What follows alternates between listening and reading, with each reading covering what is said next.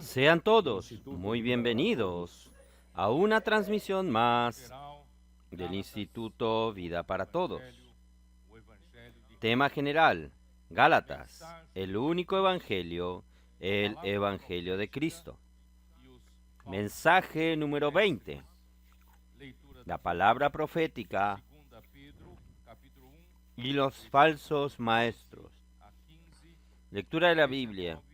Segunda de Pedro, capítulo 1, del 12 al 15, 19 al 20. Capítulo 3, versículos del 1 al 4. Nosotros llegamos en el último mensaje de esta serie, Gálatas, el único evangelio, el evangelio de Cristo, que son 4 mensajes complementarios que se motivaron estos mensajes por la palabra final de Pablo, en su carta a los Gálatas. En el último capítulo, versículo 12, nos dio una indicación importante donde nos dice: todos los que quieren ostentarse en la carne, estos obligan a que os circuncidéis, solamente para no padecer persecución a causa de la cruz de Cristo. La iglesia en Jerusalén comenzó de una manera maravillosa, que sirvió de modelo para todos nosotros. Como ellos eran obedientes al Espíritu, perseverando, siguiendo en la palabra de los apóstoles, y la vida de la iglesia era una vida de comunión sobre la palabra que los apóstoles hablaban. Y esta palabra, al ser aplicada por la fe en los que recibieron, el Espíritu Santo, con su gran poder, operaba milagros, señales y prodigios por la mano de los apóstoles. Y así la iglesia crecía y se multiplicaba, y había temor en los corazones, y era uno el corazón de todos y el alma. Entonces, aquella situación vigorosa es un modelo para todos nosotros. El Espíritu Santo tenía libertad. ¿Por qué? Porque había un gobierno, una dirección. Era el gobierno de Cristo, el gobierno de Dios, por medio de la palabra, que era proferida por medio de los apóstoles. Esto trajo mucha salud. El Espíritu tuvo mucha oportunidad para actuar, para operar, y rápidamente la iglesia llegó en pocos días a 5,000 personas. Hermanos, esta situación, gracias a Dios, duró los primeros 6 años. 6 años en la vida de la iglesia. 6 años, porque hasta la muerte de Esteban comenzó una gran persecución. Sin embargo, hasta allí muchas cosas sucedieron. Y yo estaba diciendo hoy a la mañana en el desayuno con algunos hermanos que estaban con nosotros, y yo les decía que aquella vida de la iglesia inicial como un modelo para nosotros, allí usted no veía ninguna disputa por cargos, ninguna disputa por posiciones, ninguna disputa por primero o segundo lugar.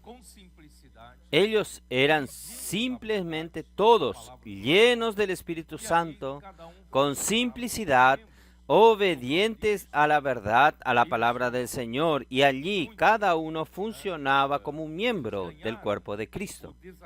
Ellos fueron muy, ellos obtuvieron el desarraigo de las cosas materiales y ellos vivían una vida de la iglesia celestial en resurrección y parecía realmente que ellos no estaban viviendo aquí en la tierra, sino en las regiones celestiales, y allí el Espíritu tenía libertad para poder actuar.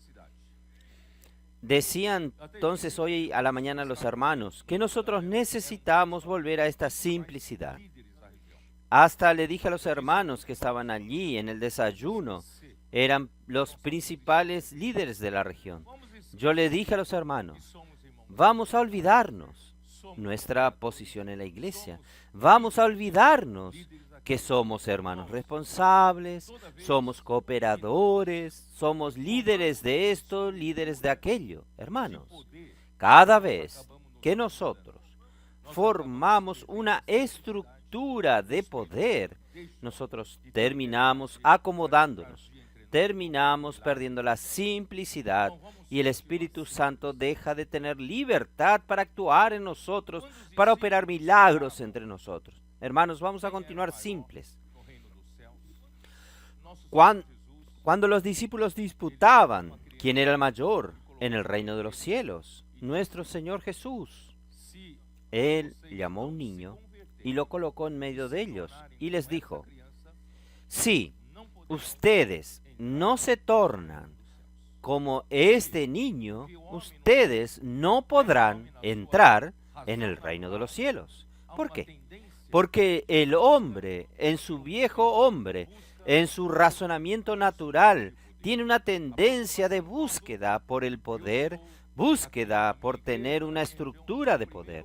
La preocupación de un adulto. Yo estoy aquí en mi iglesia, en mi región, yo soy el primero, yo soy el segundo. Hermanos, esta no debe ser nuestra preocupación en la vida de la iglesia. ¿Es verdad? La mujer de Zebedeo fue hasta Jesús a pedirle para que sus hijos, Jacobo y Juan, cuando llegase el reino, uno se pudiese sentar a la derecha y otro a la izquierda de Jesús. Jesús le dijo, no soy yo quien decide eso. Quiere decir esto. Él dice, en el reino de los cielos, ¿quién quiere ser el mayor? Que sea aquel que sirve a los otros. Que busque ser el que sirve. Entonces, hermanos, en la vida de la iglesia, cada vez que nosotros tengamos cualquier pensamiento de posición, es porque la tendencia natural es nosotros armarnos para nosotros mismos una estructura de poder. Y toda estructura de poder siempre resistió en contra de la acción del Espíritu Santo. El Señor Jesús vino aquí en la tierra como el profeta. Y ya había entre los judíos una estructura de poder. Y ellos, para no perder su lugar, su privilegio de poder, ellos terminaron no aceptando el cambio cuando Jesús vino aquí en la tierra a traer el cambio de dispensación y terminaron resistiendo la actuación del Espíritu Santo y terminaron asesinando, traicionando a Jesús y crucificando a Jesús a manos del Imperio Romano. Hermanos, miren cómo es peligroso que nosotros montemos una estructura de poder. Por eso yo le digo a los hermanos, nosotros que estamos aquí, trabajadores de la última hora, nosotros tenemos que liberarnos todo legado de Sardis. Nosotros tenemos que liberarnos de toda estructura que intentamos montar para nosotros mismos. Yo recuerdo que cuando el hermano Don habló sobre el libro de Job, un hermano me hizo recordar hoy a la mañana. ¿No, Carlos?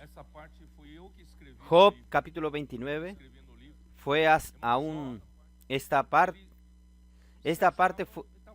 fue que fui yo quien lo escribió en el libro. Job, él Él se creía que estaba todo correcto.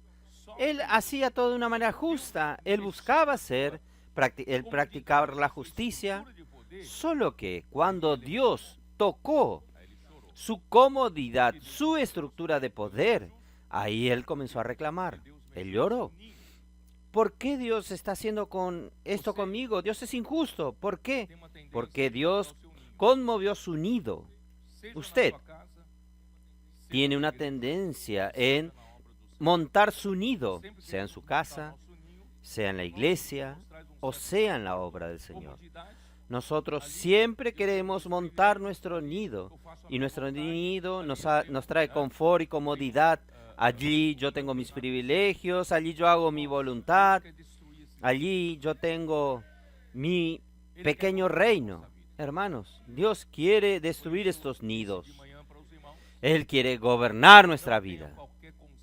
Por eso, yo le dije a la mañana a los hermanos, no tenga cualquier concepto de posición. Estamos aquí simplemente como siervos del Señor. Nosotros queremos ser útiles para que la voluntad sea hecha en medio nuestro.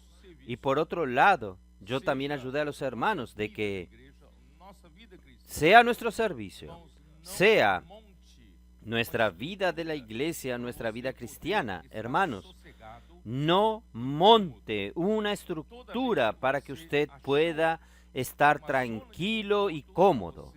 Cada vez que usted encontró una zona de confort para usted disfrutar de la comodidad de esta zona de confort, algo está equivocado. ¿Entiende lo que yo quiero decirles? No solo los colportores en las calles, ellos necesitan depender totalmente del Señor, totalmente del Espíritu. Ellos necesitan estar inmersos en la palabra, constituidos de la palabra, inculcando la palabra de manera seria, para que su trabajo tenga efectividad, sea efectivo. ¿Es así o no? Cuando ellos dependen de sí mismos, en las calles no sucede nada. Las calles no funcionan. Entonces, ¿qué hacen ellos? Ellos tienen que estar desesperados. Señor, no funciona. ¿Qué sucede? Yo hice lo mismo que ayer y no está funcionando hoy. Ahí, esta desesperación de buscar la dirección del Espíritu, esto es normal. Esto debe suceder con usted y conmigo en todo instante. Cuando su servicio, su vida, esté entrando en una zona de confort, comodidad, usted ya sabe lo que va a ser en el próximo paso. Hermanos, esta no es una vida espiritual. La vida espiritual es que, ¿cuál es el próximo paso? No lo sé. Yo viajo desde San Pablo, vengo al nordeste, llego a Fortaleza, donde yo estoy, desayuno con los hermanos, almuerzo con los hermanos, ceno con los hermanos, tengo momentos de descontracción con los hermanos. Hay siempre varios hermanos alrededor mío, como pájaros con la boca abierta, esperando que la madre o el padre traiga algo y coloquen en sus picos. Ahí yo pienso, Señor, ¿qué hago? ¿Qué hago? Yo tengo dos opciones.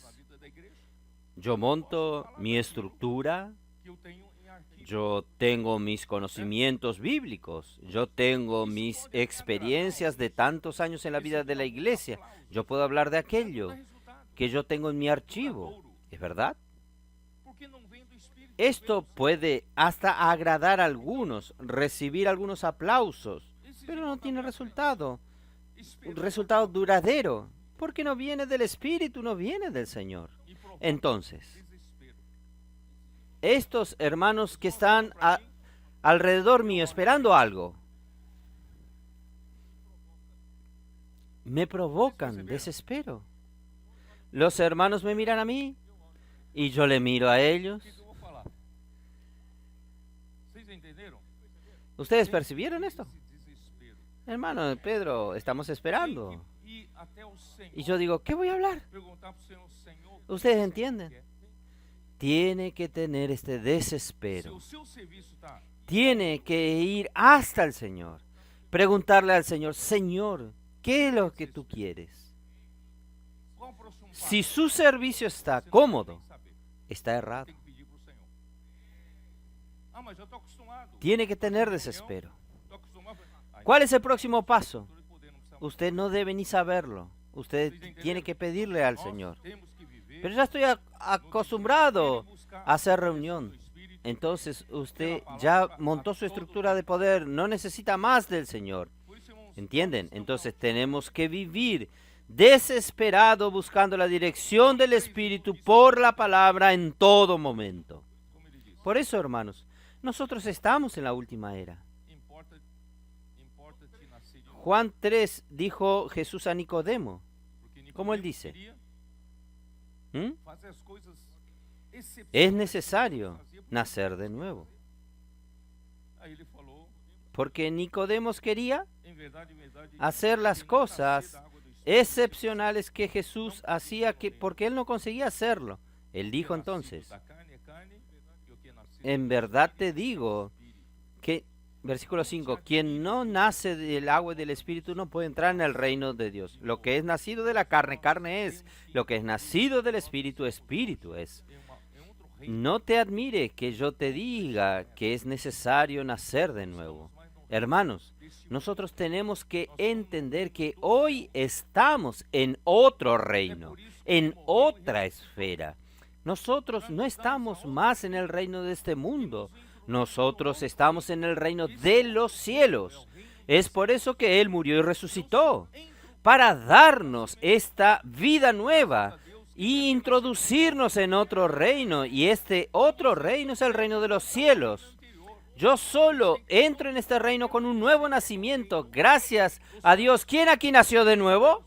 Entonces usted no debe volver al reino anterior. Ustedes tienen que continuar permaneciendo en el reino de los cielos, en el reino de Dios. ¿Y quién permanece en el reino de Dios? Versículo 8. El viento sopla donde quieres. ¿El viento quién es? ¿Usted? ¿Quién es el viento? ¿Quién es el viento aquí? Es el Espíritu. El Espíritu tiene su propia voluntad. Sigue la voluntad de Dios. Entonces el viento sopla donde Él quiere. Oye su voz, mas no sabe ni de dónde viene ni a dónde va. Usted no sabe, usted no sabe. Cuando usted sabe, usted ya no es el viento, ya es usted. Hermanos, cuando el viento viene, el Espíritu quiere actuar, usted no sabe ni de dónde viene ni a dónde va. Así es todo aquel que es nacido del Espíritu. Aquí no nos da opciones. Usted tiene que vivir así. Si usted quiere vivir en el reino de los cielos, usted quiere vivir en la realidad del reino de los cielos, usted necesita vivir así. Si el próximo paso usted sabe lo que va a hacer, usted no sigue el viento. Y así era, gracias a Dios, la primera etapa maravillosa de la vida de la iglesia, bajo el liderazgo de Pedro juntamente con los otros 11 apóstoles. Y ellos no sabían qué hacer, pero el Espíritu operaba. Y las cosas crecieron, y ellos eran osados. No mencionaron ni siquiera una vez sobre la práctica de la ley. Volver a las costumbres de Moisés, volver a la circuncisión. Pedro y Juan nunca hablaron sobre eso. Ellos dieron una nueva dirección porque ahora la dispensación cambió. No era más la dispensación de la ley, ahora es la dispensación de la fe, del Espíritu y de la gracia, para no decir de la iglesia. Es la era de la iglesia. Ahora, ¿la iglesia sigue a quién? Sigue al Espíritu. ¿Cómo sigue al Espíritu? Sigue la palabra. La palabra da la dirección, la palabra gobierna la iglesia. Hermanos, estos fueron los 6 primeros años de la vida de la iglesia, hasta que vino la persecución por la muerte de Esteban. Y en la persecución, Hechos capítulo 8, el primer versículo habla que todos, excepto los apóstoles,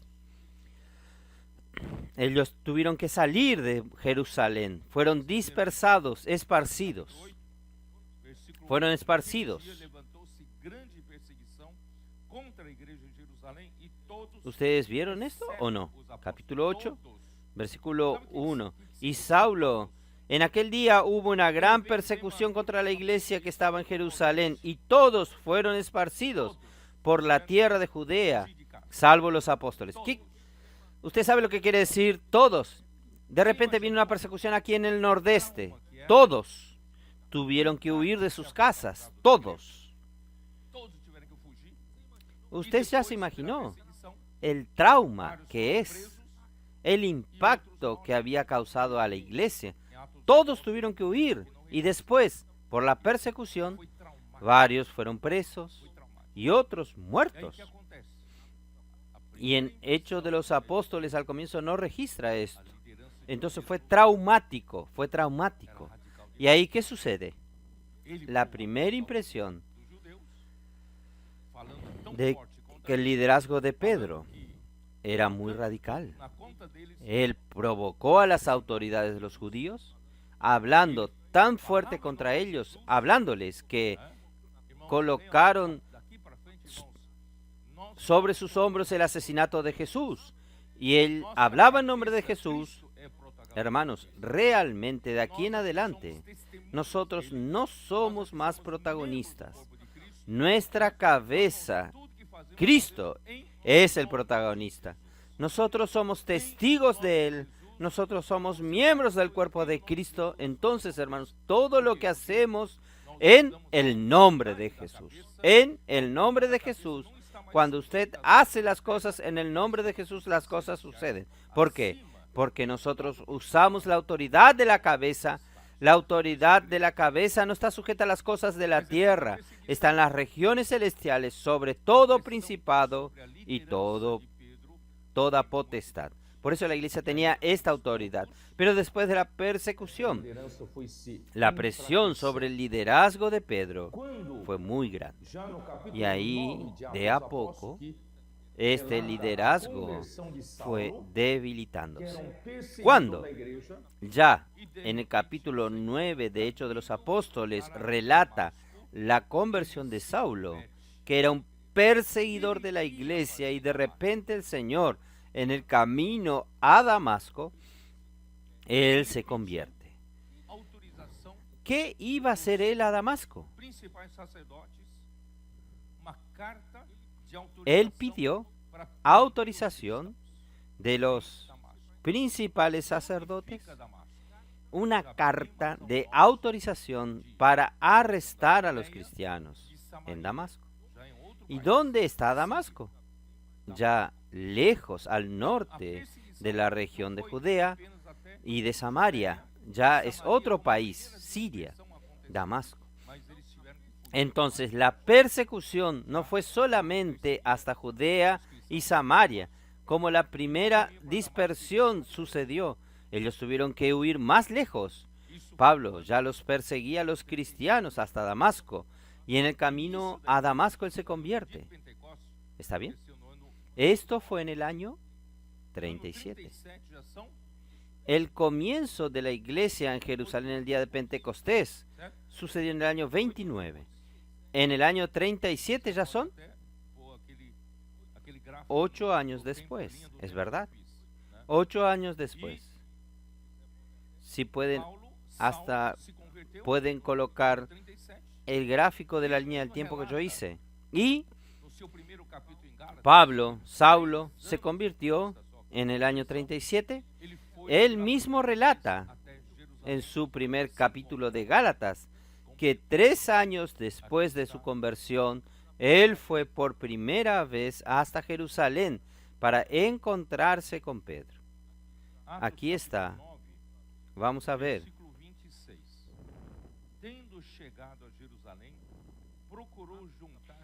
Hechos capítulo 9, versículo 26. Cuando llegó a Jerusalén, trataba de juntarse con los discípulos, pero todos le tenían miedo, no creyendo que fuese discípulos. Entonces Bernabé, tomándole, lo trajo a los apóstoles y les contó cómo Saulo había visto en el camino al Señor, el cual le había hablado, y cómo en Damasco había hablado valerosamente en el nombre de Jesús, y estaba con ellos en Jerusalén, entraba y salía, y hablaba denodadamente el nombre del Señor, y disputaba con los griegos, pero esto procuraban matarle. Cuando supieron esto de los hermanos, le llevaron hasta Cesarea y le enviaron a Tarso. Esto ya fue en el año 40, 3 años después de su conversión. Esto significa que son 11 años a partir del día de Pentecostés, ¿es verdad? Y en este tiempo que Pablo fue a Jerusalén a encontrarse con los apóstoles, él registró en Gálatas 1. ¿Registró? Hermanos, todo esto que estamos hablando hoy no está en los libros de los comentarios bíblicos. Parece que hubo un apagón general. Nadie vio este cambio brusco, que la iglesia de Jerusalén tomó un rumbo totalmente diferente. Ninguém comenta sobre esto. Y nadie comenta que Pedro fue dejado de lado. Los apóstoles dejaron de lado. Prefirieron otro liderazgo, el liderazgo de Jacobo. Dios nunca instituyó a Jacobo para ser líder de Jerusalén. Dios instituyó a Pedro, sí. ¿Por qué los comentaristas de la Biblia no dicen esto? Nadie vio esto. Entonces nosotros, gracias al Señor por la luz que el Señor nos está dando, esto cambia los rumbos de la historia. Esto cambia el contexto y mucho que nosotros hemos aprendido. Y ahora estamos viendo un contexto más realista. Entonces, Gálatas 1, Pedro dice así en el versículo 18. Después, pasado 3 años, subí a Jerusalén. Gálatas 1, 18. Después, pasado 3 años, subí a Jerusalén para ver a Pedro y permanecí con él 15 días. Pablo quedó 15 días con Pedro. Pero ¿qué dice en el versículo 19? Pero no vi a ningún otro de los apóstoles, sino a Jacobo, el hermano del Señor. Jacobo aquí no era uno de los apóstoles. Jacobo era el hermano del Señor.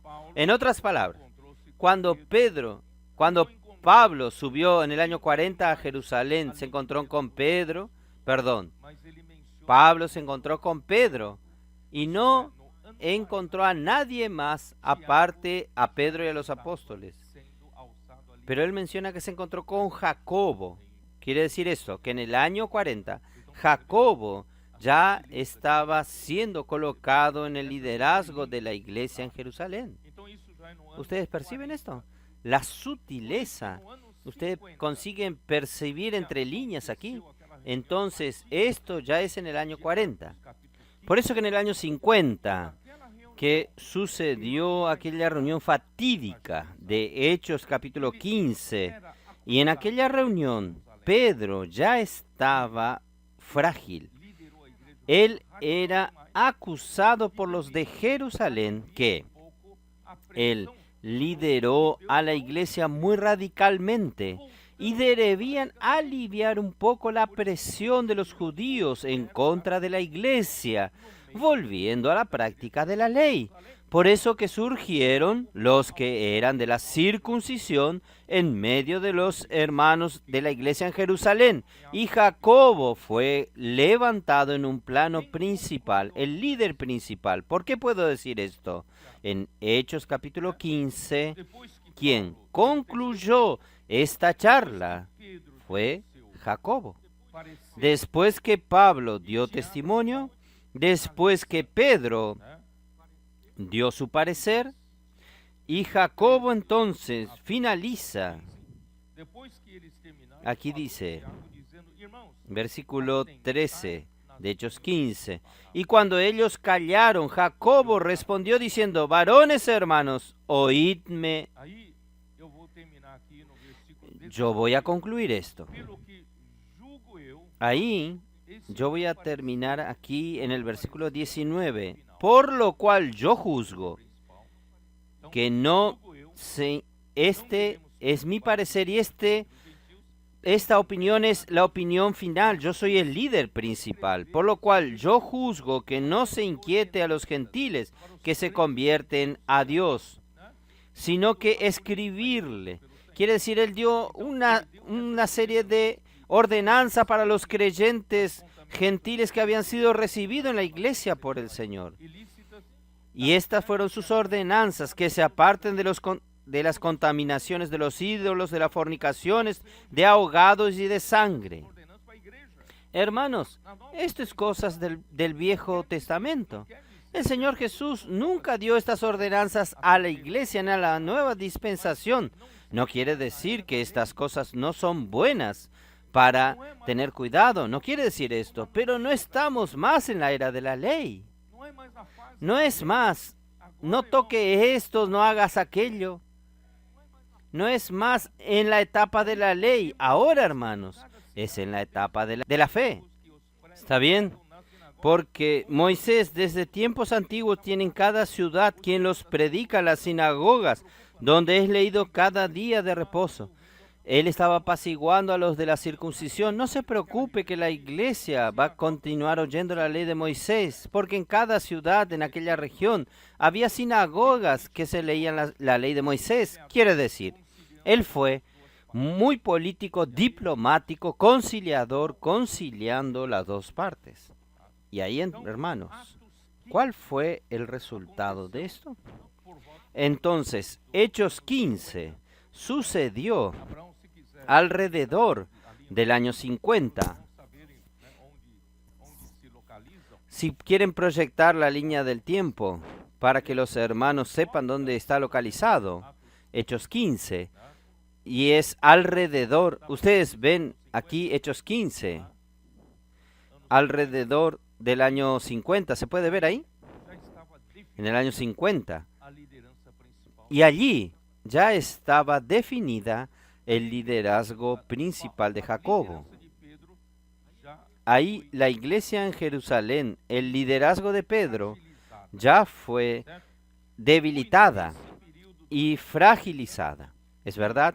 Y fue en ese periodo del año 50 que Pablo relata otra experiencia en Gálatas. ¿No es así? Gálatas capítulo 2, versículo 11.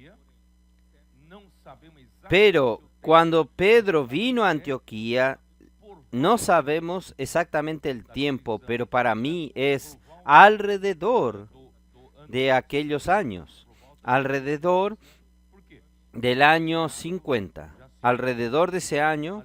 ¿Por qué? Porque Jacobo ya se había tornado un líder preferido. Pero cuando Pedro vino a Antioquía, le resistí cara a cara, porque era de condenar. Pues antes que viniesen algunos de la parte de Jacobo, comía con los gentiles, pero después que vinieron, se retraía y se apartaba, porque tenía miedo de los de la circuncisión. Ahí ya surgen un partido en la iglesia en Jerusalén, que eran conocidos como los de parte de Jacobo. Ellos pregonaban que la iglesia debería volver a la práctica de la circuncisión para minimizar la persecución de parte de los judíos. Y cuando Pedro supo que los de Jacobo estaban llegando y habían llegado, él entonces disimuló, él fingió. Él salió de en medio de los gentiles creyentes y se juntó solo con los judíos creyentes, por miedo de los de parte de Jacobo, perdón. Miren cómo Pedro estaba debilitado y el liderazgo de Jacobo era evidente aquí. Ustedes perciben. Y la confirmación del liderazgo de Jacobo está en Hechos capítulo 21. ¿No es así? En el tercer viaje de Pablo hasta Jerusalén, esto ya es alrededor del año 58. 58. Ustedes pueden ver ahí en el gráfico. 58. En el año 58, ya es Hechos 21. La situación ya estaba definida. Capítulo 21, versículo 17. Cuando llegamos a Jerusalén, los hermanos nos recibieron con gozo, y al día siguiente Pablo entró con nosotros a ver a Jacobo. Aquí no dice así. Pablo fue con nosotros a encontrarse con Pedro. No, Pedro ya no estaba allí. Pedro ya fue apartado y se hallaban reunidos todos los ancianos. Aquí no está claro. Es evidente que Jacobo era el líder principal y los presbíteros estaban bajo su liderazgo. ¿Y dónde están los apóstoles? ¿Dónde están los apóstoles? No estaban más en Jerusalén, a los cuales, después de haberles saludado, les contó una por una las cosas que Dios había hecho entre los gentiles por su ministerio. Cuando ellos oyeron, glorificaron a Dios y le dijeron: ya ustedes hacen tanto sacrificio, sudó tanto, y usted no ve que nosotros ni siquiera tuvimos que salir de Jerusalén. Mire lo que el Señor hizo en Jerusalén. Ya ves, hermanos, cuántos millares de judíos hay que han creído y todos son celosos de la ley. ¿Será que ningún comentarista de la Biblia vio esto? Muchas veces es visto con buenos ojos, como si fuese algo positivo. Y la decisión de Hechos 15 aún es elogiado por los comentaristas de la Biblia, la decisión sabia de Jacobo. Hermanos, qué desvío feo. Hermanos, esto cambió todo, ¿está bien? Entonces, por esto, ahí comienzan, en todo este proceso, Hechos capítulo 11, Dios aún usa a Pedro para introducir a los gentiles para dentro del cuerpo de Cristo. Esto está en Hechos capítulo 10. Y cuando Pedro vuelve a Jerusalén, capítulo 11, versículo 1, oyeron los apóstoles y los hermanos que estaban en Judea que también los gentiles habían recibido la palabra de Dios. Versículo 2. Esto es Hechos capítulo 11, antes de la ida en Hechos 15. Y cuando Pedro subió a Jerusalén, disputaban con él los que eran de la circuncisión, diciendo: ¿por qué has entrado en casa de hombres incircuncisos y has comido con ellos? Pedro hasta fue reprendido por ellos. Entonces, en la iglesia de Jerusalén ya surgió un partido que eran los de la circuncisión. Estos de la circuncisión eran del partido de Jacobo, los que prefirieron a Jacobo, el liderazgo de Jacobo, y comenzaron a no seguir más la palabra de los apóstoles. Y ustedes conocen la consecuencia. Cuando usted no sigue más la palabra de los apóstoles, no hay liderazgo del Espíritu Santo, no hay más la obra de Dios siendo realizada. Y cuando llegó al capítulo 15 de Hechos, Versículo 1. Entonces algunos que venían de Judea enseñaba a los hermanos, si no os circuncidáis conforme al rito de Moisés, no podéis ser salvos. Quiere decir, antes era el surgimiento de un partido que defendía el regreso a la circuncisión, el regreso a las costumbres de Moisés, pero ahora este partido ya está dictando una teología, dando una teología. La nueva teología es que no basta solamente creer en Jesús para ser salvo. Para ser salvo, aparte de creer en Jesús, necesitaba ser circuncidado, según la costumbre de Moisés. Ahí el versículo 5 aún del capítulo 15. Pero algunos de la secta de los fariseos que habían creído se levantaron diciendo, es necesario circuncidarlos y mandarles que guarden la ley de Moisés. Hermanos, qué cambio.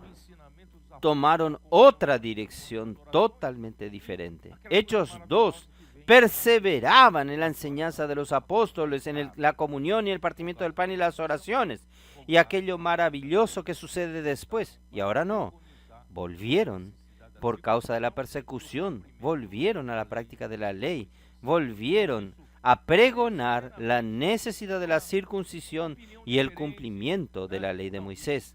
Hermanos, esto parece meramente una opinión diferente. No, esto causó un gran daño en la obra del Señor. Oh, Señor Jesús.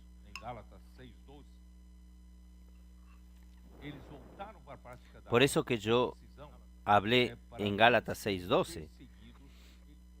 Ellos volvieron a la práctica de la circuncisión para no ser perseguidos por causa de la cruz de Cristo. Para huir de la persecución, ellos negaron la cruz de Cristo. Oh, Señor Jesús, qué cosa triste. Triste. ¿Y qué le quedó a Pedro para hacer? Pedro ya no era más escuchado en Jerusalén. No había más nadie que estaba interesado en seguir la palabra profética que él va a definir en su segunda carta.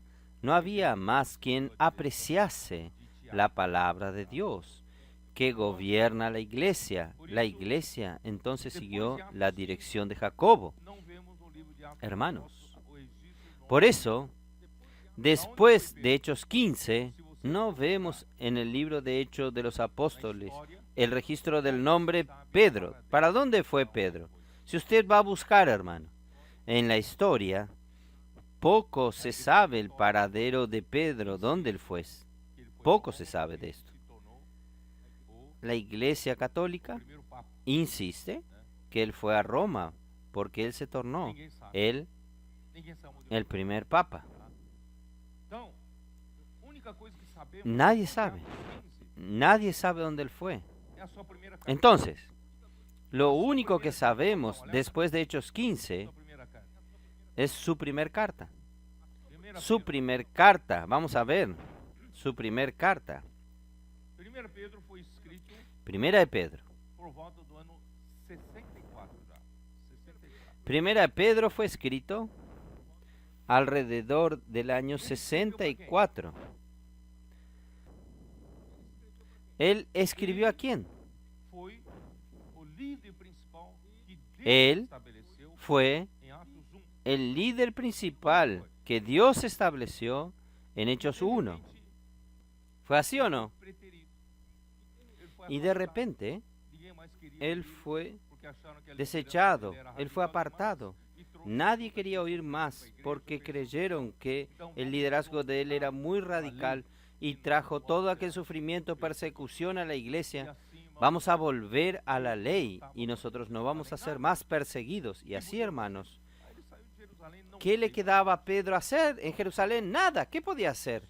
Él salió de Jerusalén, no sé a dónde, no me pregunte. Solo pudimos descubrir que él fue para la primera carta. aquí hay indicios de que él escribió en Babilonia, pero algunos interpretan que este Babilonia es un nombre figurativo de Roma.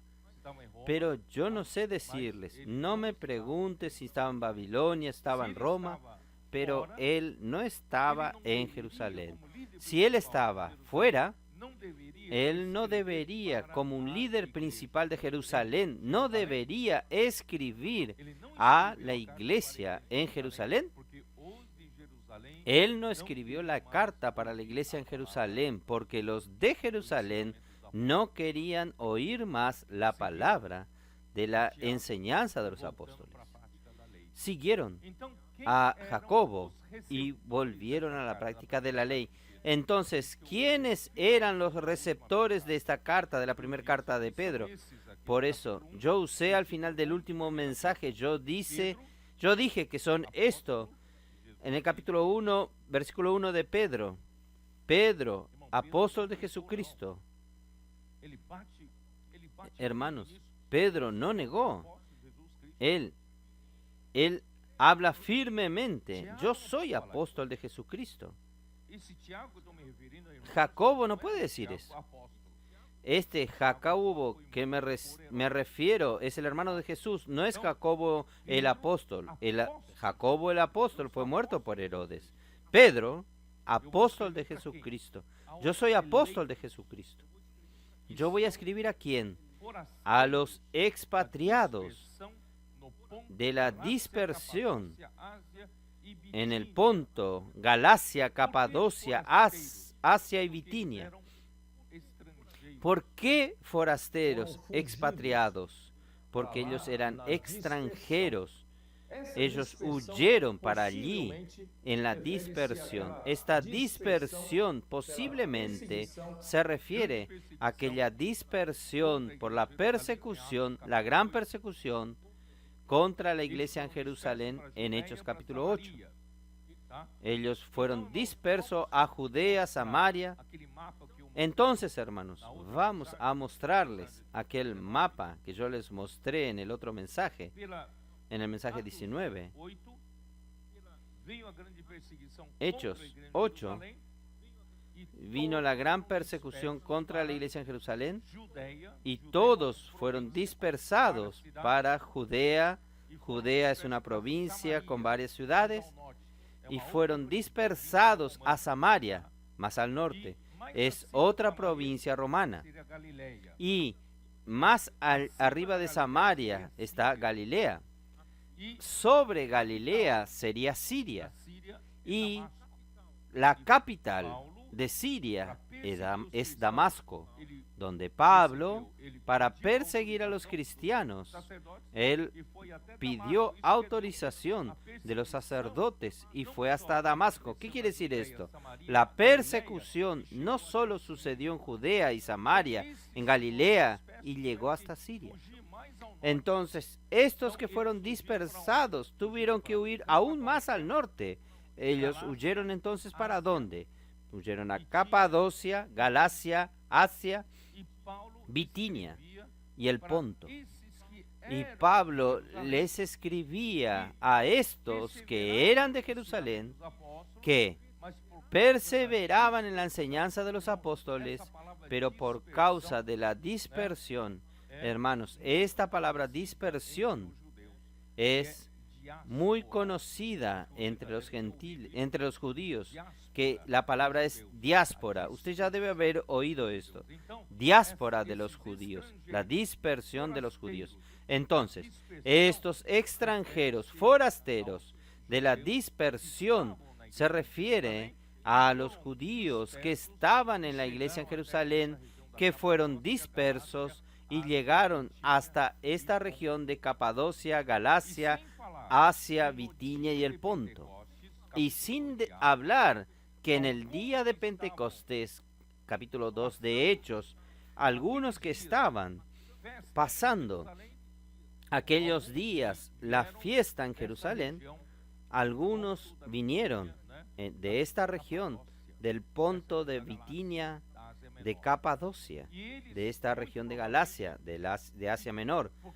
Y ellos muy probablemente, por causa de la conversión, de la salvación por la palabra de Pedro, ellos comenzaron a vivir la vida de la iglesia en aquellos primeros días, y con la persecución, varios de ellos hayan vuelto a su tierra y otros huyeron con ellos. Entonces, estos eran los destinatarios de la primera carta de Pedro. Entonces, esta carta fue escrita probablemente en el año 67. Ya son 14 años después de Hechos 15, ¿no es así?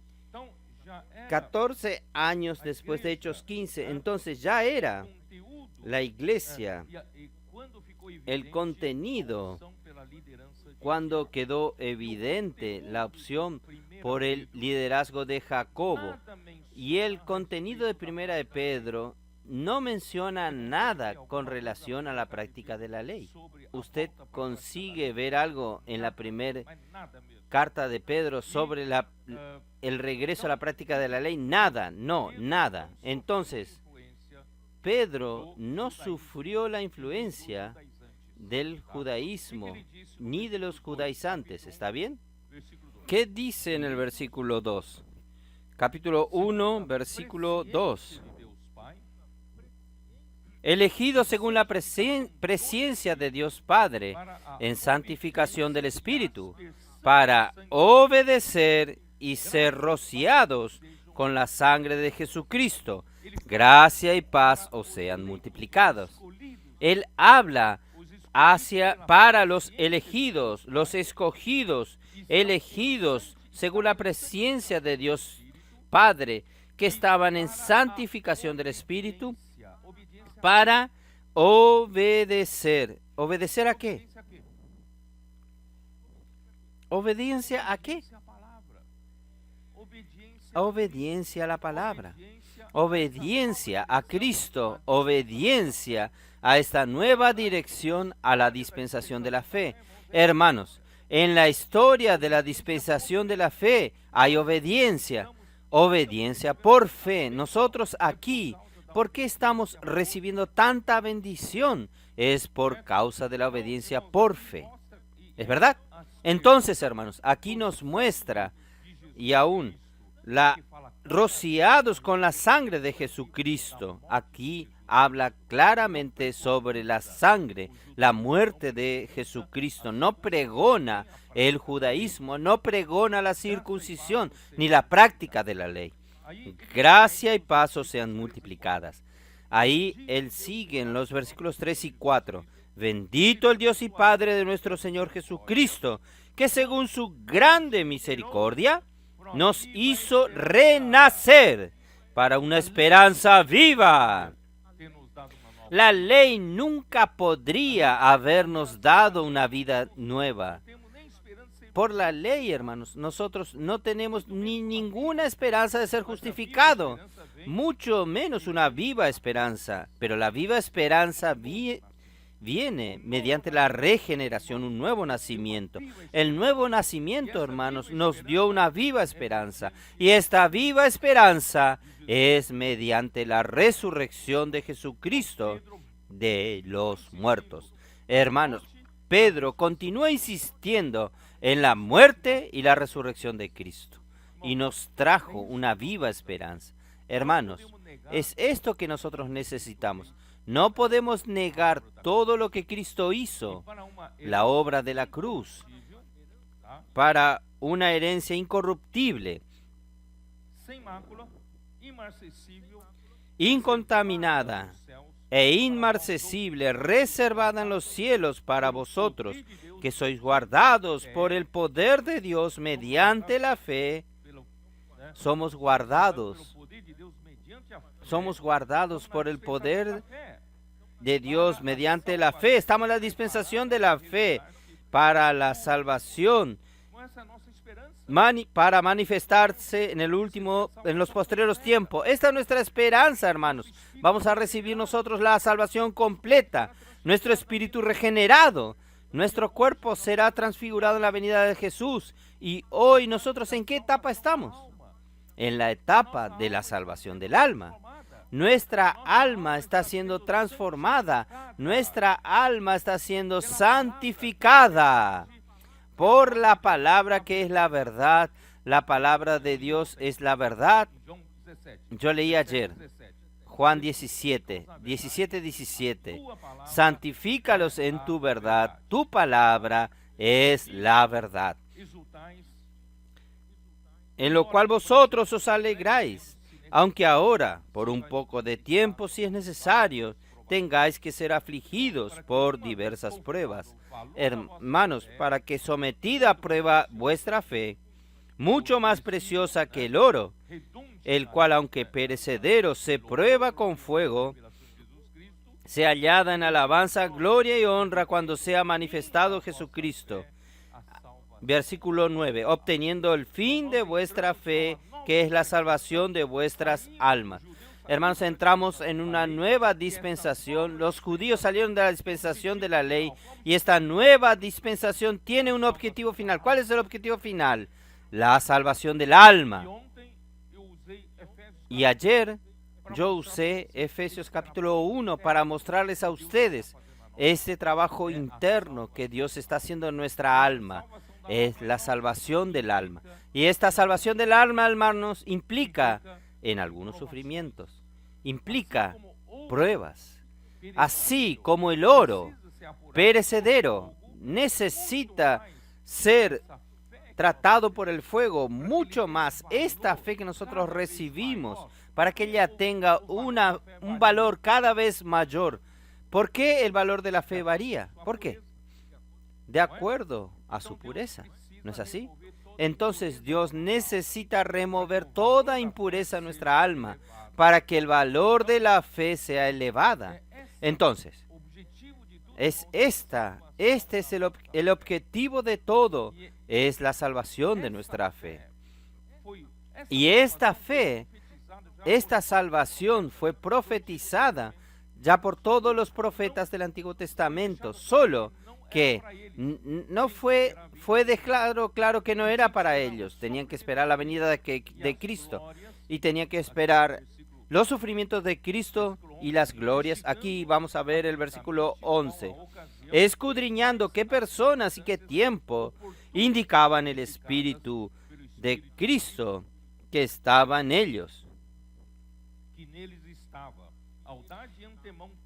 el cual anunciaba de antemano los sufrimientos de Cristo y las glorias que vendrían tras ellos. A esto se les reveló que no para sí mismos, sino para vosotros, administraban las cosas que ahora os son anunciadas por los que os han predicado el Evangelio por el Espíritu Santo, enviado del cielo, cosas en las cuales anhelan mirar los ángeles. Hermanos,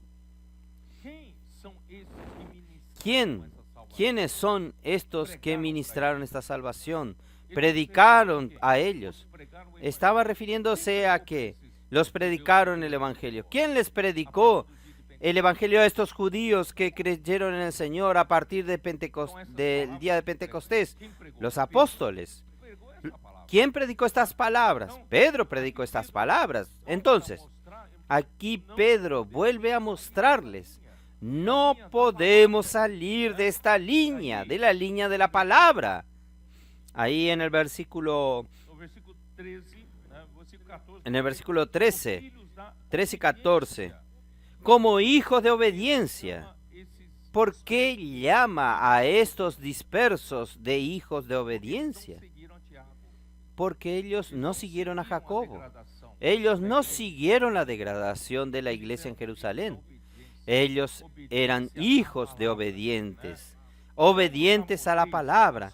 No os conforméis a los deseos que antes tenías estando en vuestra ignorancia, sino que, como aquel que os llamó es santo, sed también vosotros santos en toda vuestra manera de vivir, porque escrito está, sed santo, porque yo soy santo. Va a quedar más claro aún. Versículo 18. sabiendo que fuisteis rescatados de vuestra manera de vivir, la cual recibiste de vuestro Padre, no con cosas corruptibles como oro o plata. ¿Quiénes fueron vuestros padres? ¿Fueron los judíos? Los practicantes de la ley. Entonces, los judíos practicantes de la ley, que eran sus padres, vivieron una vida fútil. Vivieron una vida sin futuro.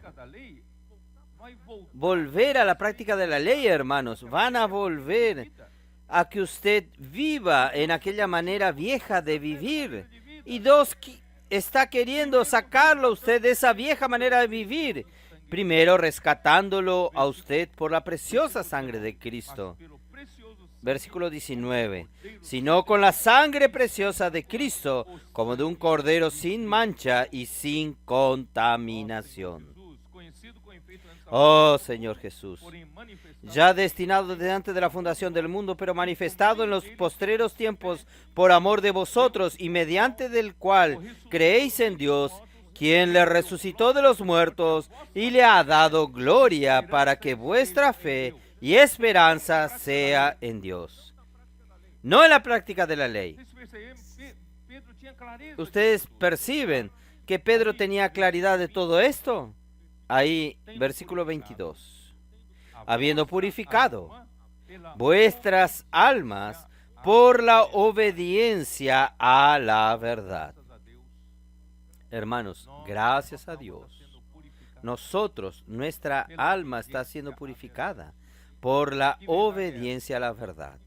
¿Qué verdad es esta? La palabra.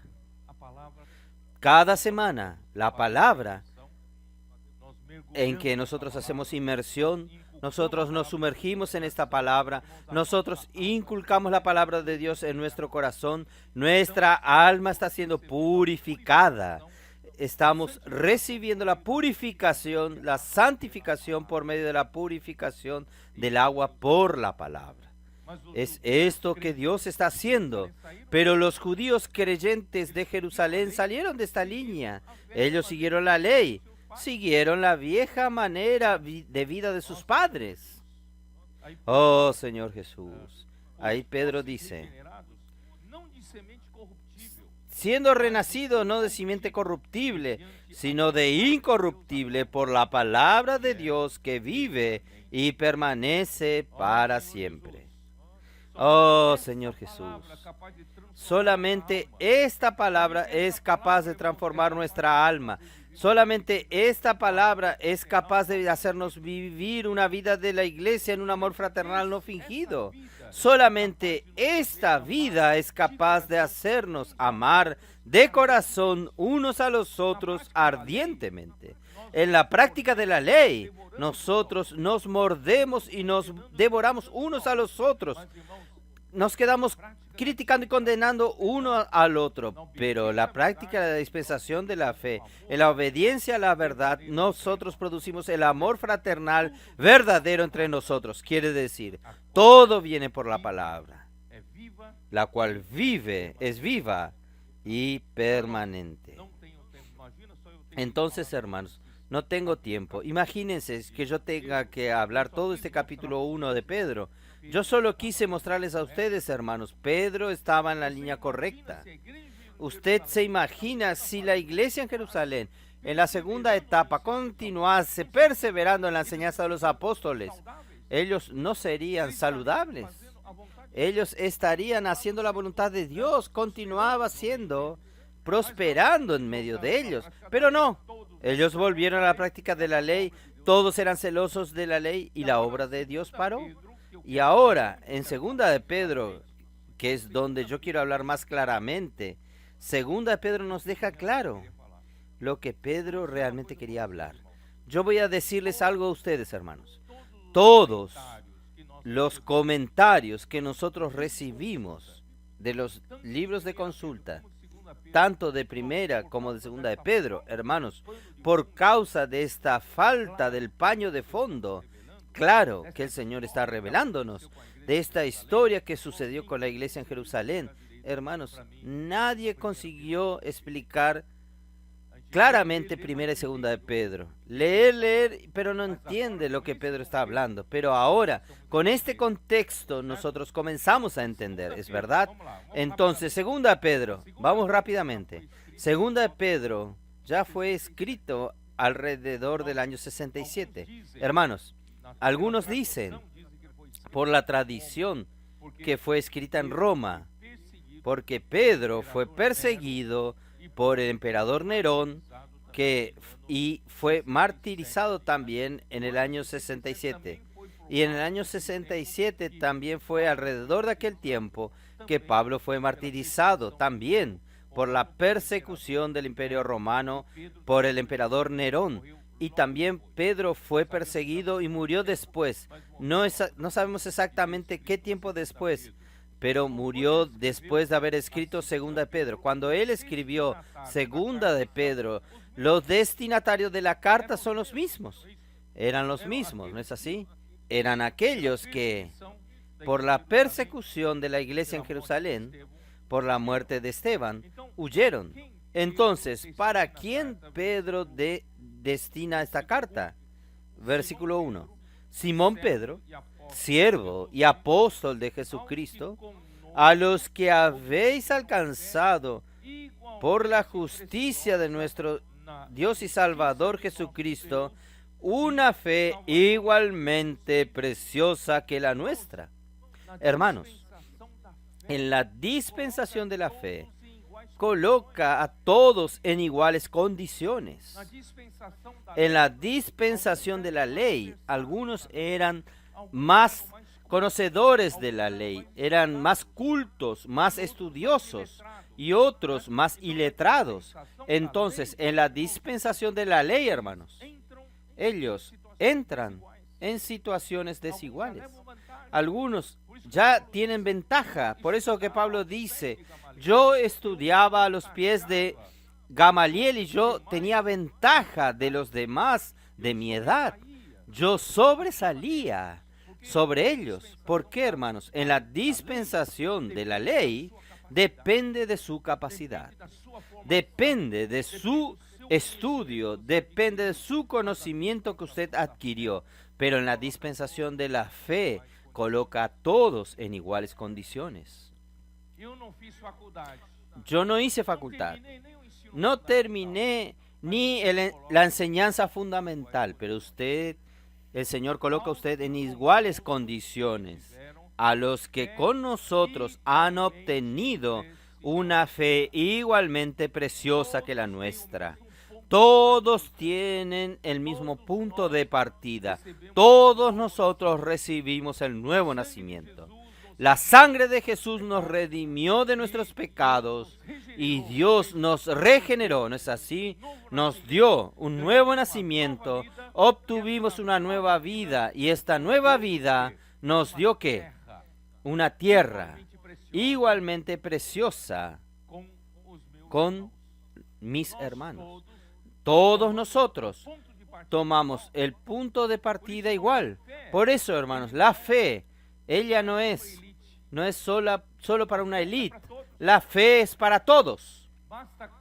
Basta creer. Todo aquel que invocar el nombre del Señor será salvo. Basta creer en el corazón e invocar, confesar con la boca y usted será salvo. Yo no tengo mucha instrucción. ¿Usted puede creer o no? Usted puede confesar con su boca que Jesús es el Señor. Entonces, igual que usted o universitario, usted recibió la misma fe igualmente preciosa que él. Ahora, de aquí en adelante sí. De aquí en adelante depende de cada uno. Lucha, cada uno trabaja más en esta tierra. Entonces, es esto que Pedro dice. Versículo 3 en adelante. Como todas las cosas que pertenecen a la vida y a la piedad que nos han sido dadas por su divino poder, mediante el conocimiento de aquel, todos nosotros, hermanos, recibimos igualmente esta palabra.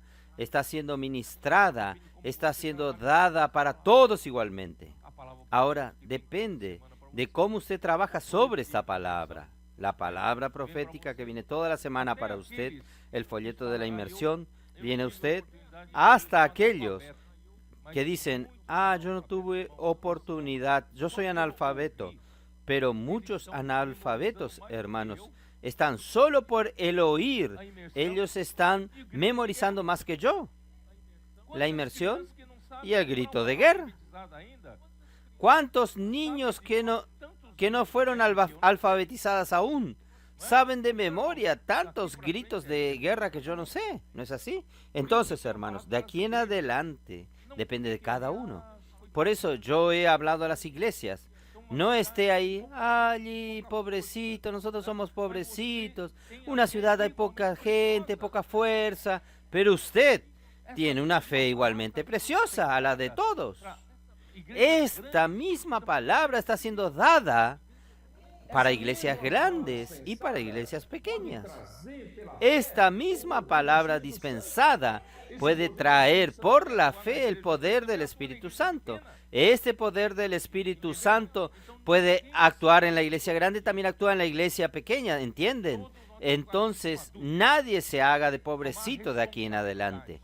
Todos tenemos que actuar como adultos, tomar responsabilidades, hacer inmersión y avanzar en la fe. Por eso que Pablo dice así, Pedro, en el capítulo 1 aún, por medio de versículo 4, por medio de las cuales nos ha dado preciosas y grandísimas promesas, para que por ella llegasteis a ser participantes de la naturaleza divina, habiendo huido de la corrupción que hay en el mundo. Hermanos, es por esta naturaleza que viene por la palabra, la naturaleza de Dios que viene por la palabra, que nos transforma, que nos libra, nos liberta de las pasiones que hay en el mundo, de la corrupción de las pasiones. Y versículo 5 en adelante, hermanos, comienza a hablar cómo es ahora. Nosotros estamos en igual condiciones, depende ahora de cada uno cómo busca. Por eso mismo, versículo 5, vosotros también poniendo toda diligencia, por esto mismo, añadid a vuestra fe virtud, a la virtud conocimiento, al conocimiento dominio propio, al dominio propio paciencia, a la paciencia piedad, a la piedad afecto fraternal, al afecto fraternal amor ágape. Hermanos, de aquí en adelante es nosotros. Si usted se hace el pobrecito con brazos cruzados, usted no va detrás. Su tierra no va a fructificar. Entonces, hermanos, vamos a buscar diligentemente. Amén. Porque si estas cosas están en vosotros y abundan, no os dejará estar ociosos ni sin frutos en cuanto al conocimiento de nuestro Señor Jesucristo. Oh, Señor Jesús. Ahí vamos a terminar en el versículo 11. Porque de esta manera os será otorgada amplia y generosa entrada en el reino eterno de nuestro Señor y Salvador Jesucristo. Hermanos, aquí el objetivo es entrar en el reino. No es como en Hechos 1, ellos aún tenían el concepto del reino de Israel. Pedro ahora sabe que no es el reino de Israel, es el reino eterno de nuestro Señor Jesucristo. ¿Quién quiere entrar en ese reino? Entonces, tiene que trabajar diligentemente sobre la palabra dispensada para usted. ¿Vamos a trabajar? Ahí, versículo 12. Comienzan las evidencias de todo esto que yo hablé hasta ahora, confirman nuestra tesis. ¿Cuál es nuestra tesis? Que estos que recibieron estas dos cartas son aquellos que perseveraban en la enseñanza de los apóstoles. Son aquellos que amaban, tenían amor reverente a la palabra de Dios dada por los apóstoles. Entonces, ellos recibían la palabra de los apóstoles como la palabra de Dios. Ellos prosperaban en aquellos primeros días. Entonces, Allí Pedro habla así, versículo 12. Por esto, yo no dejaré de recordaros siempre estas cosas, aunque vosotros las sepáis y estéis confirmados en la verdad presente. ¿Qué te parece? Él está hablando sobre qué. Con el contexto, ahora que nosotros entendemos, hermanos, que la verdad presente con vosotros es la palabra de los apóstoles. Ellos oyeron, ellos seguían, ellos perseveraban en la enseñanza de los apóstoles, ¿o no? Entonces, ahora Pedro está haciendo que ellos se recuerden lo que fue hablado. Ustedes recuerdan todo lo que el Señor nos dispensó. Esta verdad está presente con ustedes. Esta verdad presente está constituida en ustedes. Yo puedo hablar a los adolescentes que están haciendo inmersión en la palabra. Puedo decirles, esta verdad está inculcada, está grabada en vuestros corazones y nunca más van a salir. Estas verdades no van a salir más. Es la presente verdad, la presente incrustada, grabada en los corazones de las personas. Ahí, él habla otra vez en el capítulo 3. Vamos a ver el capítulo 3. Amados, esta es la segunda carta que os escribo, y en ambas despierto con exhortación vuestro limpio entendimiento. Quiere decir, en la primera epístola él no dejó claro, pero él estaba intentando traerles que recuerden la palabra que fue hablado para ellos. Y ustedes tienen el entendimiento, el limpio entendimiento. ¿Por qué tienen el limpio entendimiento? Ustedes no siguieron el error de regreso a la circuncisión, de regreso a la práctica de la ley. Ustedes tienen el limpio entendimiento de que nosotros estamos en una nueva dispensación. En esta nueva dispensación, la palabra es de suma importancia. La palabra gobierna la iglesia. Ahí. Es eso, ¿no?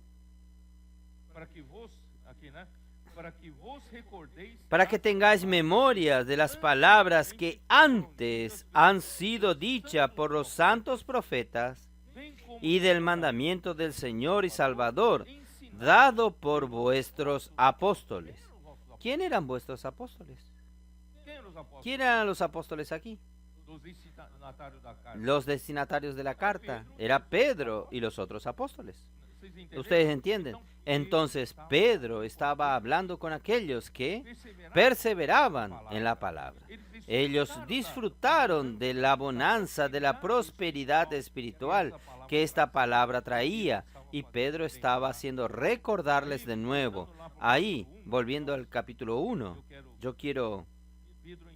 Pedro entonces insiste, capítulo 1, versículo 13, pues tengo por justo, en tanto que estoy en este cuerpo, el despertaros con estas amonestaciones, sabiendo que en breve debo abandonar el cuerpo, como nuestro Señor Jesucristo me ha declarado. Él estaba probablemente bien cerca de su martirio. También, miren su preocupación, también yo procuraré con diligencia que después de mi partida vosotros podáis en todo momento tener memoria de estas cosas. Si usted no entiende el contexto, va a entender cómo esto. Ahora nosotros entendemos por el contexto lo que Pedro realmente está hablando, para que ustedes recuerden la palabra que nosotros les ministramos a ustedes. Esta palabra vino de Dios. Ahí el versículo 16 queda más claro aún. Nosotros comenzamos a entender mejor las cosas. Versículo 16, porque no os hemos dado a conocer el poder y la venida de nuestro Señor Jesucristo, siguiendo fábulas artificiosas, sino como habiendo visto con nuestros propios ojos su majestad, pues cuando Él recibió de Dios Padre honra y gloria, le fue enviada desde la magnífica gloria una voz que decía: este es mi Hijo amado, en el cual tengo complacencia. Y nosotros oímos esta voz enviada del cielo, y cuando estábamos con él en el Monte Santo. ¿Por qué Pedro dijo esto? Si usted no entendió el contexto, usted no va a entender el propósito. ¿Por qué él habló esto? ¿Por qué él habló esto? ¿Ustedes saben esto? Porque los judíos que seguían el liderazgo de Jacobo, para justificarse la posición que habían tomado, comenzaron a criticar a Pedro, comenzaron a criticar a Juan, comenzaron a despreciar el ministerio de los apóstoles, y diciendo que Pedro y Juan inventaron esta historia del monte de la transfiguración. Ellos llamaron al testimonio que Juan y Pedro dieron como fábulas ingeniosamente inventadas por los hombres. Ustedes entienden, sin el contexto usted no podía entenderlo. En otras palabras, ellos estaban despreciando el ministerio de Pedro. Ahí entonces Pedro dice claramente de aquí en adelante, él dice, entonces yo le voy a decir a ustedes qué es la palabra profética. Vamos a leer. Versículo 19. Tenemos también la palabra profética más segura, a la cual hacéis bien en estar atento. Haced bien en estar atento a la palabra profética. ¿Por qué? Porque como una antorcha que alumbra en lugar oscuro hasta que el día esclarezca y el lucero de la mañana salga en vuestros corazones.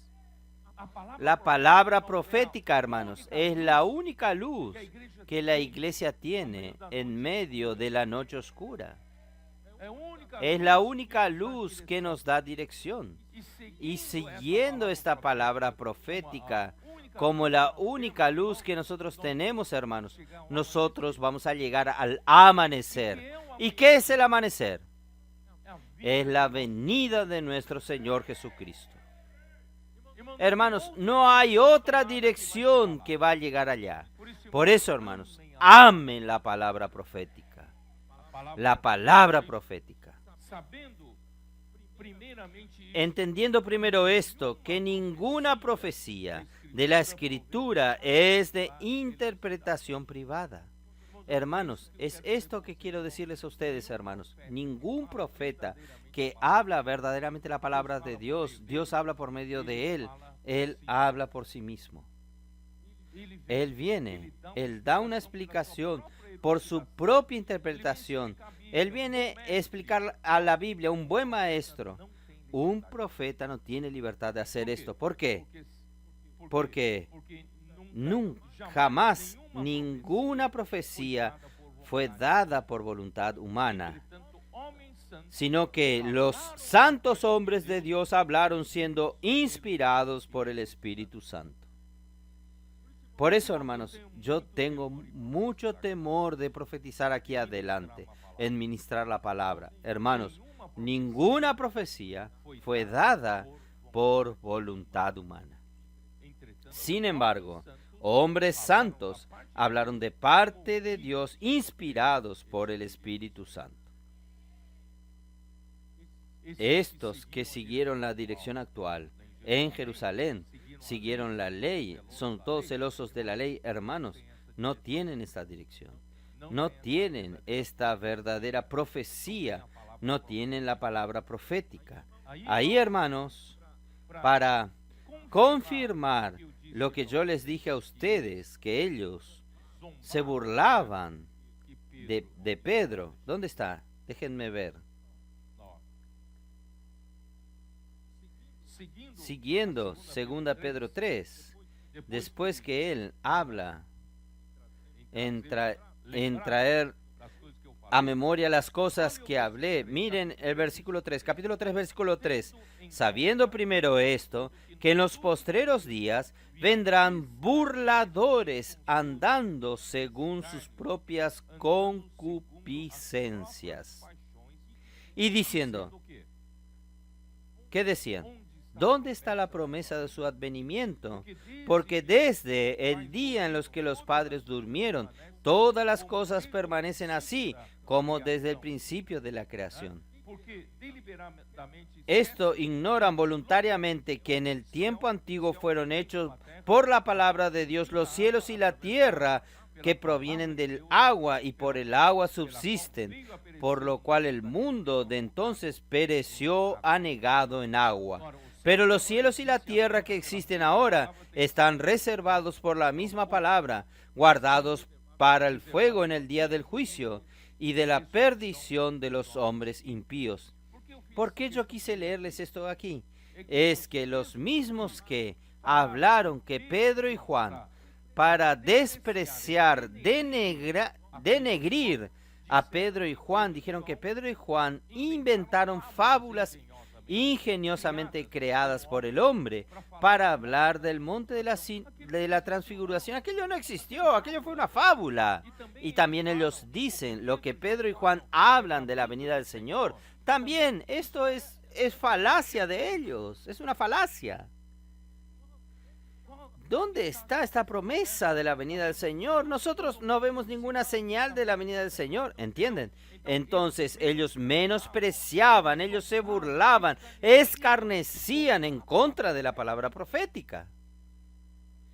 Ahí son estos que, vamos a capítulo 2 de Segunda de Pedro. Pero hubo también falsos profetas entre el pueblo, como habrá entre vosotros falsos maestros, que introducirán encubiertamente herejías destructoras y aún negarán al Señor que los rescató, atrayendo sobre sí mismo destrucción repentina. ¿Quiénes son estos falsos profetas? ¿Quiénes eran estos falsos maestros? Díganme, por favor. Si usted no entiende, usted no sabe el contexto, usted no sabe lo que Pedro está hablando. ¿Quiénes son estos falsos maestros? ¿Quiénes eran estos falsos maestros? Hermanos, son estos que para defender la posición tomada de pregonar la circuncisión y la vuelta a la práctica de la ley, ustedes saben, hermanos, que no existen. No existe en la obra de Dios, en las cosas de Dios, una posición neutra. Yo no soy en contra de la palabra profética, pero yo también no estoy a favor de aquellos que son en contra. Muy por el contrario, no son nada. Hermanos, no existe esta posición neutra. ¿Sabe por qué yo digo que no hay posición neutra? El espíritu no es como el viento. ¿No es así? El viento sopla para donde él quiere. Usted no sabe de dónde viene ni a dónde va. Y Dios desea que nosotros seamos estos que nacieron del espíritu. Sigamos al espíritu, sigamos al viento. Usted va a decir, pero yo no estoy haciendo nada en contra del viento.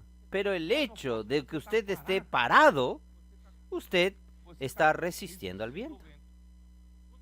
Cuando el viento sopla, usted está aquí parado, yo soy neutro, parado. Usted ya está creando una resistencia en contra del viento. ¿No es así? Usted no necesita ir en contra del viento. Usted ya crea una resistencia en contra del viento. Entonces, ¿qué quiere Dios? Quiere que nosotros hagamos. Sigamos el viento. No hay posiciones neutras. Vamos a seguir al viento. No vamos a crear ninguna resistencia para él. Entonces, hermanos, estos que siguieron a Jacobo para justificarse la posición que tomaron en volver a la circuncisión, volver a la ley, perdieron toda aquella acción del espíritu, del vigor evangelístico, de los milagros, señales. No se oyó más sobre esto. Para justificarse, ellos comenzaron a predicar otro evangelio. Pablo nos dice así en Gálatas: ustedes ahora están recibiendo este otro evangelio. No es la verdad del evangelio que nosotros les predicamos, hermanos. Estos otros son los falsos maestros. Y miren aquí, yo no tengo tanto tiempo aquí. Vamos al capítulo 2, versículo 10. Y mayormente a aquellos que, siguiendo la carne, anden en concupiscencias e inmundicia y desprecian el señorío, atrevidos y contumaces, no temen decir mal de las potestades superiores, mientras que los ángeles, que son mayores en fuerza y en potencia, no pronuncian juicio de maldición contra ellos delante del Señor. Esto que para defender, que para justificar la posición que tomaron, comenzaron a criticar a los apóstoles, comenzaron a burlarse y escarnecer la palabra profética y comenzaron a crear otras doctrinas, otras enseñanzas. Para ser salvo, tiene que practicar, aparte de creer en Jesús, tiene que practicar la circuncisión, según la ley de Moisés. Hermanos, este es otro evangelio. Y para justificarse, comienzan a hablar mal de los apóstoles. Comienzan a hablar mal de la autoridad establecida por Dios. ¿Quiénes eran las autoridades establecidas por Dios en el comienzo, de Hechos de los Apóstoles? Eran los 12 apóstoles, ¿es verdad? Entonces, ellos, para defenderse, terminan siendo atrevidos, arrogantes. No temen difamar a las autoridades superiores. Estos, como irracionales, nacidos para presa y destrucción, perecerán en su propia perdición. Ellos hablan mal, ni saben de lo que están hablando. En su destrucción también han de ser destruidos. Hermanos, ustedes pueden leer todo esto, hermanos. Miren aquí, versículo 17 del capítulo 2 aún. Estos son fuentes sin agua. Estos que llevaron para sí muchas personas para seguir la ley de Moisés. Decenas de millones siguieron, todos eran celosos de la ley, pero nadie consigue extraer agua de ellos. Son fuentes sin agua. Son nubes empujadas por la tormenta. Quiere decir, viene una nube, va a llover. Estaban estando una lluvia aquí para regar mi tierra. Solo que esta nube viene y el viento lo lleva. No queda nada. Y la iglesia no era suplida. Pues hablando palabras inflamadas y vanas, seducen con concupiscencias de la carne y disoluciones a los que verdaderamente habían huido de los que viven en error. Aquí, donde yo quería leer, versículo 21, porque mejor les hubiera sido no haber conocido el camino de la justicia, que después de haberlo conocido, volverse atrás del santo mandamiento que les fue dado. Entonces, ¿quién eran estos que estaba hablando aquí? Él estaba refiriéndose a quién. Estos que recibieron los beneficios de la palabra, la enseñanza de los apóstoles, conocieron. Aquí dice, conocieron el camino de la justicia, pero ahora, después de conocerlo, ellos volvieron atrás. ¿Qué es volver atrás? ¿Volver a la práctica de la ley? Sin el contexto, usted no entiende esto. Ellos volvieron a la práctica de la ley. ¿Qué sucedió? Apartándose del santo mandamiento que les fue dado, que es la palabra profética, la enseñanza de los apóstoles. Pero les ha acontecido lo que verdadero proverbio. El perro vuelve a su vómito y la puerca lavada a revolcarse en el cieno. Señor Jesús. Oh, Señor Jesús. No tengo mucho más tiempo para ganar tiempo. Voy a leer mi texto preparado. La iglesia en Jerusalén no siguió la enseñanza dada por los apóstoles. Antes, siguieron el liderazgo de Jacobo, que no era un apóstol. Volvió a la práctica de la ley, deshaciendo el escándalo de la cruz. Lo que parecía ser solamente una manera humana para no ser perseguidos por causa de la cruz de Cristo. Parece que era solo una manera humana para no ser perseguidos. La realidad es mucho más seria que esto.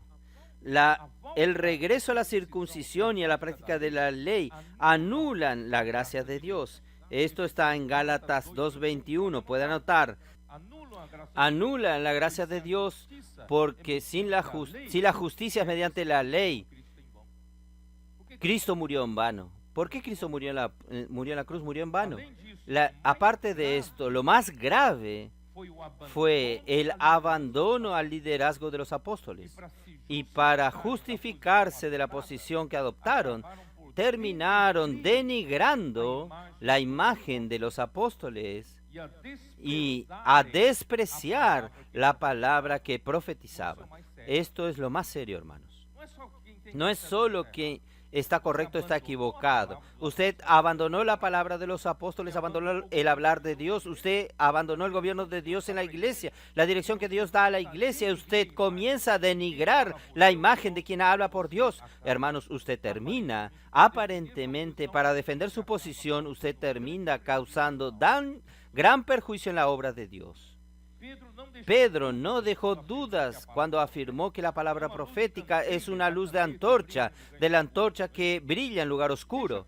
Deja claro que no es considerada como una profecía de la Escritura, alguien que habla por su propia comprensión o conocimiento, porque nunca jamás cualquier Escritura fue dada por voluntad humana.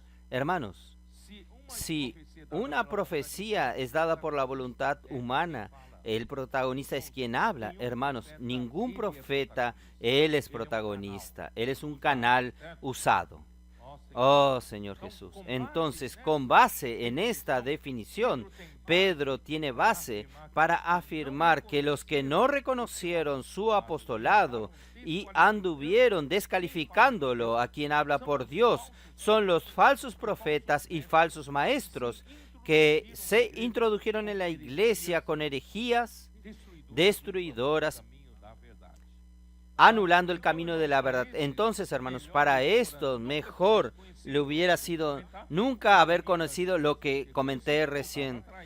Reconocieron el camino de la justicia y volvieron atrás. Esto habla claramente la iglesia en Jerusalén en su segunda etapa. ¿De quién se refería sino los santos en Jerusalén, que estuvieron bajo su liderazgo y siguieron otro camino? Sean movidos por la avaricia, algunos por causa de algún lucro personal y para no ser perseguidos por causa de la cruz de Cristo. No solamente rechazaron la verdad del Evangelio, sino se tornaron escarnecedores de quien habla la palabra profética. Ellos se burlaban la palabra de los apóstoles con relación a la venida del Señor, porque andan según sus propias pasiones. Y al final de su carta, Pedro deja una evidencia que los mismos falsos profetas y falsos maestros distorsionaron las epístolas de Pablo, que Pedro considera como parte de las Escrituras. Pedro considera las Escrituras de Pablo como parte de las Escrituras para su propia destrucción. Pedro alerta para no ser arrastrados por los errores de estos insubordinados. Capítulo 3 de 2 Pedro, versículo 15 al 18. Solamente para confirmar que los principales opositores de Pablo, aparte de los líderes judíos, eran los judaizantes de Jerusalén. Quiere decir, los judaizantes de Jerusalén, bajo el liderazgo de Jacobo, se tornaron opositores no solamente del apostolado de Pedro, sino también opositores de la obra que era encargado para Pablo hacer. Por eso, hermanos, cuando usted toma una posición errada, esta posición es muy seria. Usted se torna opositor de la obra de Dios. Entonces, ahí nos muestra que... Vamos a ver. ¿Ustedes tienen tiempo todavía? 2 Corintios 10. 2 Corintios 10.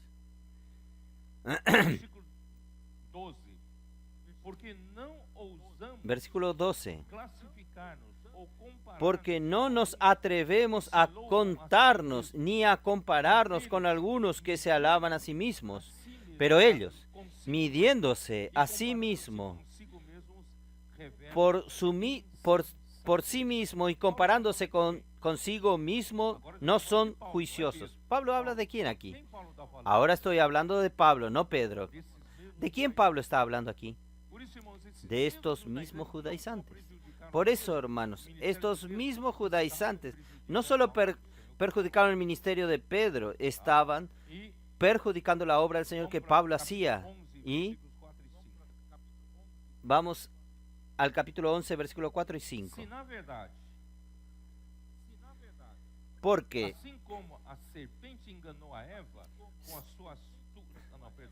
como la serpiente, versículo 4, porque si bien alguno, predicando a otro Jesús, que el que os hemos predicado, o si recibís otro espíritu que el que habéis recibido, o otro evangelio que el que habéis aceptado, bien le toleráis. ¿Pablo está hablando de qué? Pablo está hablando de que alguien viene con un espíritu diferente, alguien viene predicando el evangelio diferente. ¿Quiénes son estos, hermanos? Es justamente los judaizantes de Jerusalén. Y pienso que en nada he sido inferior a aquellos grandes apóstoles. Esta palabra grandes, aquellos grandes, es un superlativo que Pablo estaba hablando. Ellos se consideran superapóstoles. Ellos se consideran superiores a nosotros. Ellos denigraban la imagen de Pedro y denigraban la imagen de Pablo. Criticaban, hablaban mal de Pablo, y Pablo era un apóstol de segunda categoría. Ahí el versículo 12. Mas lo que hago, lo haré aún para quitar la ocasión a aquellos que la desean, a fin de que en aquellos en que se glorían sean hallados semejantes a nosotros, porque estos son falsos apóstoles, obreros fraudulentos, que se disfrazan como apóstoles de Cristo. Y no es maravilla, porque el mismo Satanás se disfraza como un ángel de luz.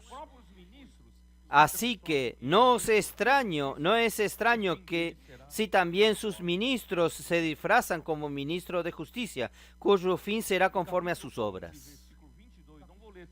Y capítulo 11, 22, no voy a leer todo, solo para mostrarles a ustedes que aquí los judaizantes son estos falsos maestros, falsos apóstoles, porque aquí dice así, versículo 22, ¿son hebreos? Yo también. Entonces eran judíos. ¿Son hebreos? Yo también. ¿Son israelitas? Yo también. ¿Son descendientes de Abraham? También yo. Entonces se refería a los judaizantes. Por eso, hermanos, cuando Pablo, en su primer viaje, cuando salió, él fue preso. Después de su tercer viaje, él fue preso, y después él fue liberado. Cuando él fue liberado, él fue a Éfeso, y en Éfeso él percibió el trabajo de los judaizantes. Él percibió el trabajo de aquellos que estaban predicando otro evangelio. Entonces, ¿qué él dice a Timoteo en 1 Timoteo capítulo 1? Vamos a ver, ya estoy terminando, no se preocupe, ya van a almorzar. 1 Timoteo capítulo 1. ¿Cómo él nos dice? Versículo 3. Como te rogué que te quedase en Éfeso cuando fui a Macedonia, para que mandases a algunos que no enseñen diferentes doctrinas. Otra enseñanza que nosotros no hemos enseñado. ¿Y qué otra enseñanza es esta? Versículo 4. Ni presten atención a fábulas y genealogías interminables. Estas fábulas ustedes pueden ver en el contexto de las dos cartas a Timoteo y también a Tito. Estas fábulas eran mitos, fábulas judaicas, historias judaicas, genealogías judaicas.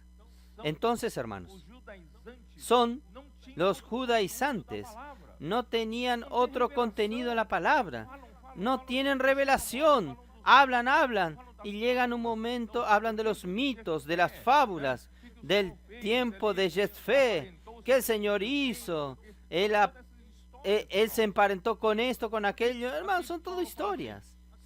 Aquí Pablo dice así: son fábulas y genealogías interminables que acarrean disputas.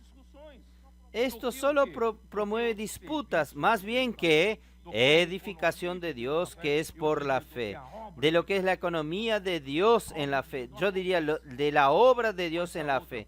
La obra de Dios no sucede con esta otra enseñanza. Pues el propósito de este mandamiento es el amor nacido de corazón limpio y de buena conciencia y de fe no fingida, de las cuales cosas desviándose algunos, se refiere a estos judaizantes y los que fueron influenciados, desviándose algunos, se apartaron a vana palabrería. ¿Qué es locuacidad frívola? Conversaciones vanas, conversaciones inútiles que no producen nada. Nosotros no queremos hablar cosas lindas que no producen nada. Entonces, todo lo que hablamos aquí, hermanos, tiene que producir la obra de Dios en la fe. Queriendo ser doctores de la ley sin entender ni lo que hablan ni lo que afirman. Oh, Señor Jesús. Hermanos, infelizmente no tengo más tiempo. Solo para decir rápidamente a ustedes, lo mismo sucedió con el ministerio de Juan. Pedro y Juan estaban juntos. Pedro fue despreciado, fue criticado, intentaron rebajar, denigrar su ministerio, igualmente Juan.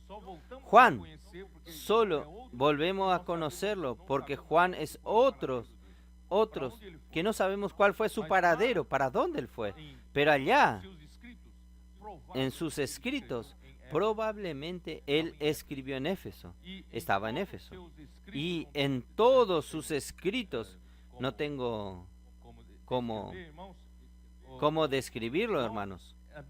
Juan es lo mismo. Juan no sufrió la influencia de los judaizantes. Él tenía claridad de todo lo que él habló, hermanos. Entonces, lo que yo quiero hablar es lo siguiente.